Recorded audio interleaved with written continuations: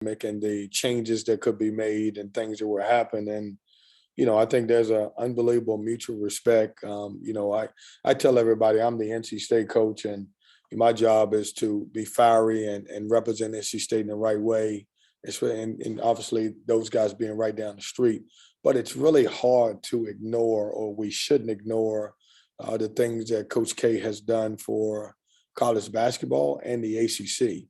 And so, he's a Hall of Fame coach, and I was fortunate enough to, work for a Hall of Fame coach and be able to coach against a couple of those guys, and very respectful of everything he's done. And, we appreciate the kind words. I thought they were kind words. And, we've had more dialogue probably in the last couple of years than I've had in the first couple of years that we were here in my fourth year. So, I mean, it's good. I enjoy it. I appreciate the kind words, but you know how this is. We're competitors, and unfortunately, unless we get a chance to, play those guys in the ACC tournament, there may be our last opportunity to play against them or coach against them. And how does it hit you that when Kay retires after this year, you're going to be the guy who knows the ropes better than anybody here in the state of North Carolina? Well, I say this all the time, and I joke with it. I don't know if Hubert can hear me, but everybody says that, I would be the longest tenure guy, but I'm not the oldest guy now. That goes to Hubert. So just make sure that you remind him that I said that he is the oldest guy in this area right now. But no, look, has nothing to do with this area. It's all about ACC basketball. Some tremendous coaches. We lost, Coach Williams, who was really, really, really good for ACC and basketball, and now Coach K. But there are still great veterans in this league that's been here a lot longer than me. And in this area, I may be the longest tenure guy, but I go back to it as Hubert's guy. He's older than me. You guys can check that out too. Thanks, Kevin. Thank you. We'll go to Jonas Pope. Go ahead, Jonas. Coach, we've talked all year about Terquavion and how fearless he is, and how he never backs down from a big moment. Recruiting him, and looking to his freshman season, is he right on a schedule where you thought he would be, or is he kind of exceeding your expectations? Where is he along where you thought he might be this point of the season?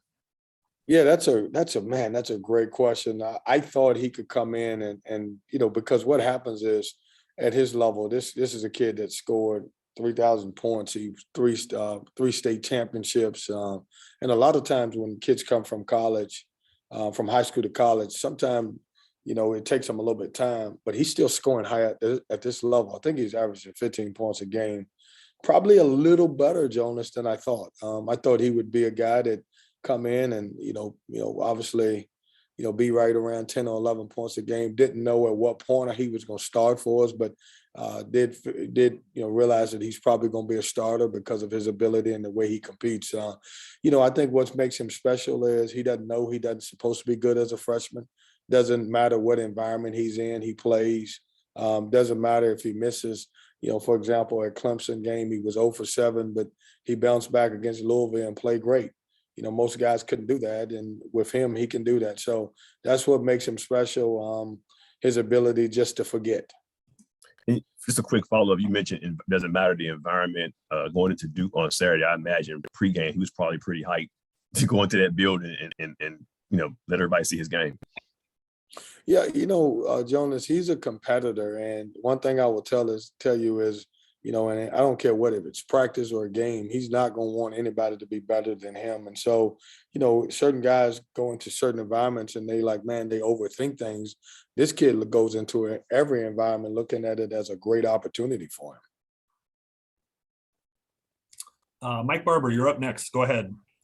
Morning, Coach. In the first meeting, Naheem Aline for them, number 4, was 1 for 7 from 3. Looks like he found his stroke a little bit in the Notre Dame game. How does their offense change when he's got that outside shot going? Well, when all 3 of those guys from the perimeter are making shots, they are a very tough and very dangerous team. When you look at, obviously, the 2 interior players are, besides what I just played against Duke with those 4 and 5 who are, obviously I got to speak very highly of them. But when you look at Mutts and you look at Keve Aluma, they are a handful. And when those other three guys, Aline making shots, Murphy making shots, they're good. I mean, they're really good because they're as good of any inside, outside punch you have because their ability to stretch the floor, and you can't pay so much attention to the bigs when those guys are raising up making threes. And he's starting to shoot the ball well. I did see some of the Notre Dame game, and we'll continue to watch it. But he's starting to make shots now. Thank you. We'll go to Matt Carter. Go ahead, Matt. Yeah, Kevin, you have an update on Ernest Ross and his status? Matt, I don't. I'm gonna run into practice right now and kind of see what it looks like for him, but I don't have an update. I'm sure we'll have one here before we play on Wednesday, but at this moment, I don't. Anything else for Kevin? Kevin, thanks for the time. We appreciate it.